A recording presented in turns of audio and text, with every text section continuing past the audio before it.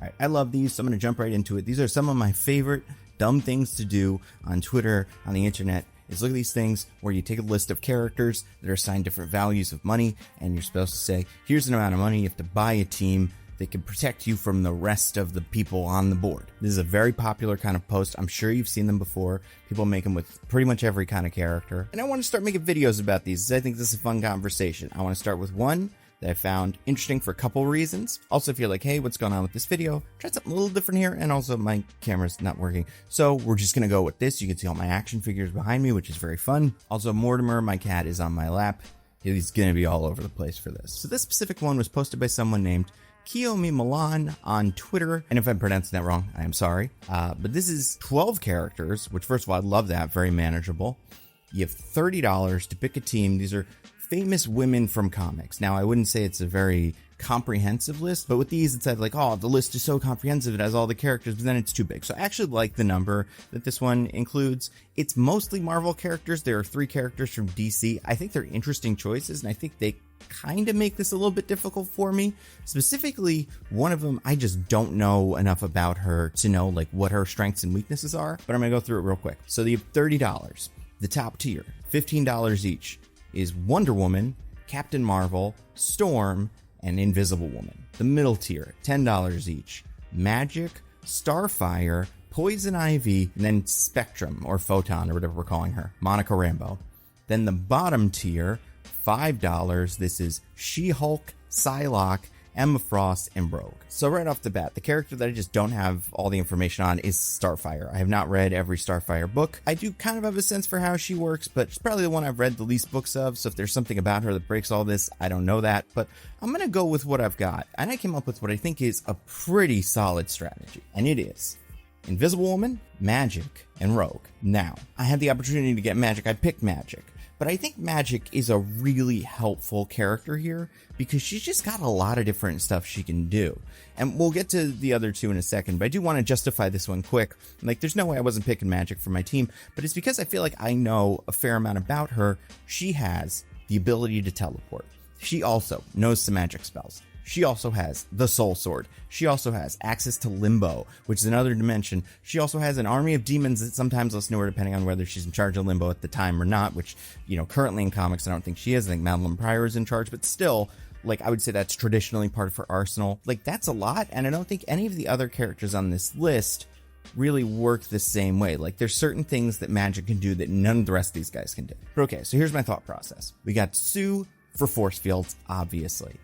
I think, looking at all of these characters here, there are 2 that are immediately the most dangerous, and they're probably not the 2 that you think. And we'll get to the other one soon, but one of them in my head is Sue. I think she is so dangerous. She is one of those characters that has a power that on its face seems somewhat simple. You know, she can make force fields and she can turn herself invisible, but in reality, she has so much flexibility when it comes to how those powers work and what to do with them, that I do think, like, she has said this in the comics, and this line almost made it into the new movie. She can create a force field in your brain that can cause like an aneurysm or hemorrhage or whatever and just kill you. I can't think of a time she's ever done that in the books, although you never know. She was like a spy for a while. But just the ability to do that is like, I don't think you can have her not on your team. I think she's too dangerous. Now, there's certain characters that I don't think you could do that to, right? Because I don't think you could pick Sue and then just immediately explode everyone's head.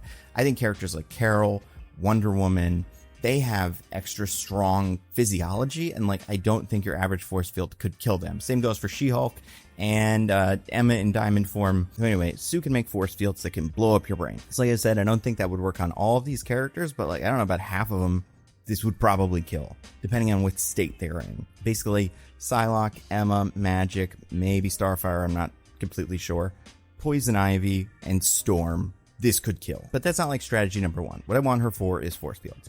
And here's why. I think there's 3 big concerns coming at you in this fight. 1, you have the people that can just shoot you with a laser beam and kill you. I'd say it's like Carol, Monica, Starfire. Dangerous, but can almost certainly be defeated by the force field, because Sue's force fields are very strong. I guess Storm falls into that category too with lightning. Force field stops that. Then you've got the psychics. So this is Emma and Psylocke. This is different, right? Like, this is a very big problem, is as this fight starts, they can just shut off your brain. shut off everybody on your team's brain. For that reason, a lot of people drafted a psychic, and I understand that because they're $5, so like they also both come with other advantages. But the thing with Sue is her force field is not made of matter. It is made of like something else. Say like cosmic energy or something. Whatever it is, it can block everything. It can block light, obviously, because she has power over light. It can block radiation, and it can block psychic attacks. So, as long as Sue is able to make a force field around the team before the attackers, psychics, or whoever get us, I think we're safe. And I think Sue can think about as quickly as the psychics can, which means I think the force field goes up. Now, as far as the durability of the force field, different story, but we don't really need the force field for that long. We just need that to get us out of the first second of this fight, because then we have magic. Magic can teleport us into Limbo. Now, the great thing about Limbo is it is not another planet. It's not like teleporting us to Mars or anything, or even Asgard. And that is so helpful, because one of the things that would make this fight so difficult is not getting overwhelmed by a lot of different people. You maybe want to strategize, but you would not have the time because like they're all coming at from different angles. But if you can go to Limbo and just plan for a second, that gives you so much of an advantage. Also, you can send some of these guys to Limbo. You can do what Angstrom does in Invincible and just send the psychics to Limbo if you don't want to deal with them right now. And like Limbo as a place, depending on where you send them, could just kill them. Like it's a hell dimension. So maybe you send them into the middle of a big demon pit or something. And, you know, Psylocke's good, but she's not that good. So I think we're using force fields to get out of the first 10 seconds of this fight. And then we're using Limbo to regroup. I think that is hugely valuable. But then the question is, all right, well, how do we actually deal with these characters? Like I said, I don't think Sue could, with a force field, kill Wonder Woman from her brain, because Wonder Woman has like super strong physiology. She's very durable. Same, I think, goes for Carol. Those are the two that I think are just physically the toughest. There's also characters like the Psychics and even Poison Ivy who have like weird powers that like I think maybe could be dangerous for us. This is where Rogue comes in. Now, on one hand, she's a flying brick, which I love having that, you know, is a very helpful power to have. But the thing about this list is it's a lot of different superpowers, and it seems like that is a negative, but that could be a positive, because we could take some of these higher ticket characters off the table by absorbing the powers of the rest of the characters. Like, for instance, I don't know if Wonder Woman is invulnerable to a mental attack. Like, by herself, I don't know if she could fully stop like Emma or Psylocke from at least messing with her brain. Maybe not controlling her, but like something. I don't know if that's true for Carol either, but like I would say they're probably vulnerable to that kind of thing. Storm and any of the X-Men, so Storm, Magic, Psylocke, Rogue, and Emma, all have a certain amount of like telepathic immunity, which I think Wonder Woman would probably have as well, because it's something in these universes that can be taught. This is something the X-Men are given. It's the triangle strategy or something like that. We saw it during Krakoa, and I don't think that would be enough to like completely shut out a psychic for an entire fight. But I do think that could get you through a minute or two with the psychic. But like, that's why I think Rogue is great here. Shield, 2 portals, portal everybody out. Then we send Rogue back in with the force field so she's safe, and have her one-on-one literally any of these characters besides the big 3, which is Wonder Woman, Carol, and Storm. However, as much as I like Storm, I think Storm's a great character. She's very dangerous. I don't think she's at the same tier of like difficulty to kill as the other two, because Storm is a mutant. Like, she's an excellent fighter and she's very smart. She's a good tactician, but like I think you could still shoot her potentially. But like, send Rogue out to fight one of the characters that maybe doesn't know everything that's going on. I think this is where Starfire would come in super handy, is she doesn't know who any of these X-Men are. I think if Rogue could steal Starfire's power, then it makes it way easier to get the 2 psychics. And by the way, every time we steal the power of a character, either Rogue is killing him or Magic is killing him or the Invisible Woman is killing them. But like, A, we're getting powers from them, and B, once they're depowered, they're killed. I'm honestly not super worried about Poison Ivy, because like, I think the force field would stop what she's doing. I don't think it would work on like Starfire, and I'm not positive about this, but like, I don't think Starfire is one of those characters that needs to breathe. Or at least like, I think Starfire can be in space for an extended period of time. And I think if Poison Ivy is getting close enough to poison you, someone like Rogue could hold her breath and then just take her out. The same way Emma could go Diamond and be invulnerable, and I think just beat up Poison Ivy. So like, that's why I'm not really factoring her into this too much. I'm sure there's scenarios where she's helpful. She's one of the characters that's difficult to kill because she can reform. But like, I think between Magic, Invisible Woman, and Rogue, we can kill her. Teleporting from Limbo, absorbing powers, using those powers to get more powers. We have two humongous problems here. These are the two X factors we have to deal with. And it's not Wonder Woman, although like Wonder Woman, very skilled. I think one thing that makes Wonder Woman particularly tricky is she has really high reaction time. Carol's the same way. I think Betsy also probably has really quick reaction time. So hopefully Rogue can overpower Betsy pretty quickly and then take her reaction time, her training, which is something Rogue can take as well. I'm also worried about all of these personalities overwhelming Rogue, but like, I think she can manage it in the short term. You know, she might be in some trouble in like a day, but I think we're going to get through the fight. Two characters I'm very worried about here.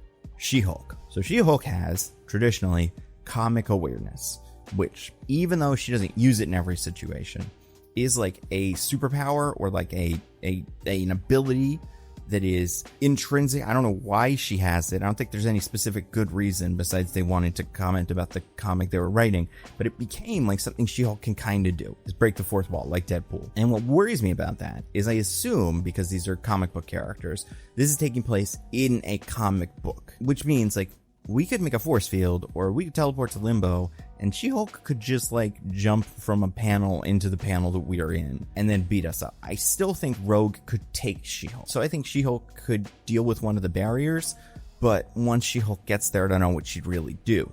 Now, you could bring Carol into Limbo or Storm, and that would be tricky, but I still think we could deal with that with the teleporting force field thing. The real problem here is Spectrum. So Spectrum is, and this doesn't come up very much, definitely hasn't come up in the movies at all, one of the fastest characters in Marvel Comics. She can travel at light speed.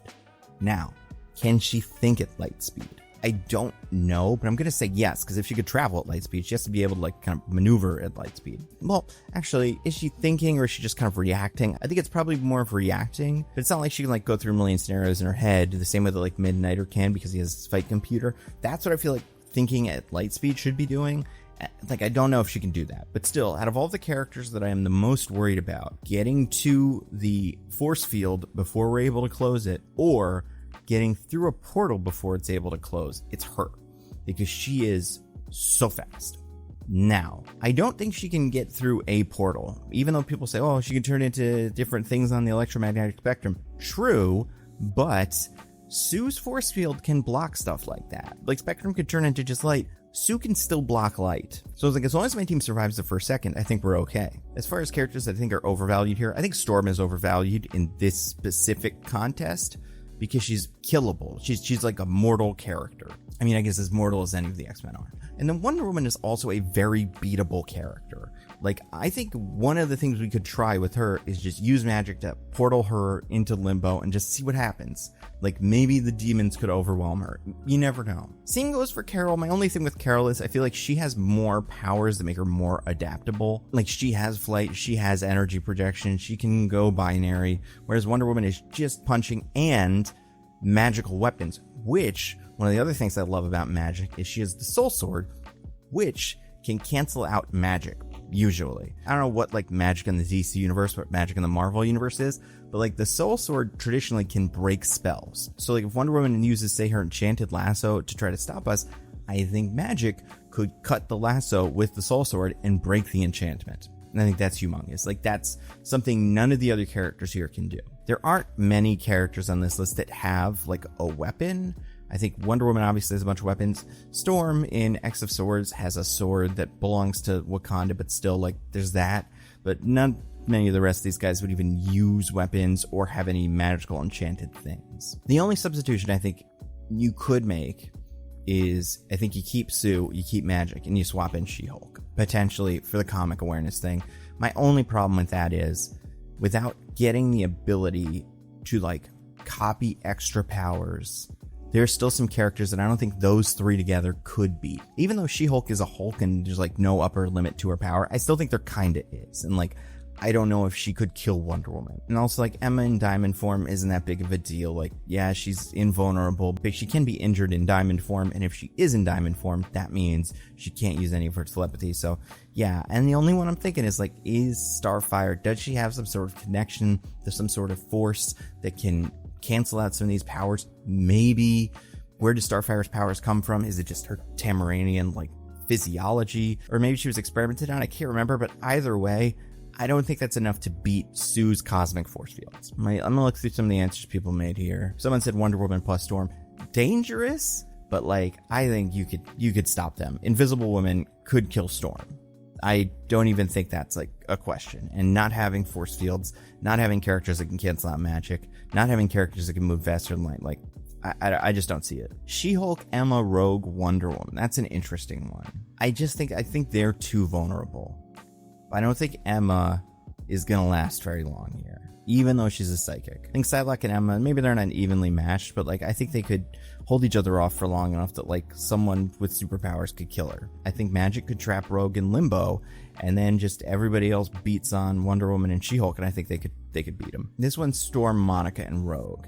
Storm and Monica, God tier, and Rogue a good wild card. I like that. Don't get me wrong. I think, and Monica's like a character who is a leader, right? We didn't really talk about like tactical battlefield experience. Like, I would say a lot of these characters have been leaders. Like, Emma was a leader of the X-Men and like the Hellions, which is not a great, track record since they get killed a bunch. I would say like Wonder Woman's probably the best tactician here. Storm led the X-Men, so obviously that's huge. Invisible Woman is a genius. I don't know how she would be like on the battlefield. She's not like calling the shots in the Fantastic Four fights, at least not like, that's not something she's known for. Like, Spectrum's had leadership roles, and she is also very smart. It's the kind of thing where in comics, like, every character's kind of a genius. And Magic was one of the war captains of Krakoa, so it's not nothing. Again, I don't think she's anywhere near where Wonder Woman is in terms of just fighting, but I think getting a second to chill is so valuable that it cancels out anything Wonder Woman's able to do.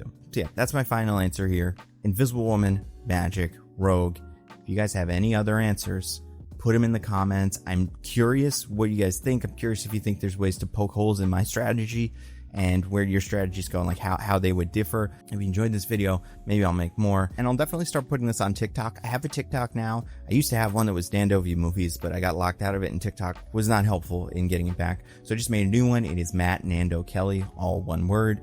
Follow that if you enjoy this stuff. Currently, it's just the YouTube shorts being kind of re-uploaded there, but I do think eventually I'm going to start making like TikTok original content. Maybe it's like going through these scenarios in like a minute instead of 25 minutes or however long this video is. But hey, maybe sometimes a 20-minute video is exactly what you need. And you know what else is exactly what you need?